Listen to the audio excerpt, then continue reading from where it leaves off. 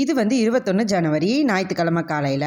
இந்த ஞாயிற்றுக்கிழமை வந்து நல்லா தர்பூசணி இளநியோட சூப்பராக அதை வந்து ஸ்டார்ட் ஆச்சு. இந்த இளநியை வந்து வாங்கின இடத்துல வந்து குடிச்சிட்டு வந்திருக்கலாம். அதை விட்டுட்டு வீட்டுக்கு தான் வாங்கிட்டு வந்து குடிப்பேன்னு வீடு ஃபுல்லாக குப்பை பண்ணி போட்டு எப்படியோ ஒரு வழியாக உடைக்க முடியாமல் உடச்சி 2 பேர் வந்து சாப்பிட்டு முடிச்சதுக்கப்புறம் அந்த இடத்த வந்து நான் க்ளீன் பண்ணிவிட்டு இந்த ரெகுலர் ரொட்டீனான காய்கறியை சேர்த்து வந்து வாஷ் பண்ணி வச்சுட்டேன்.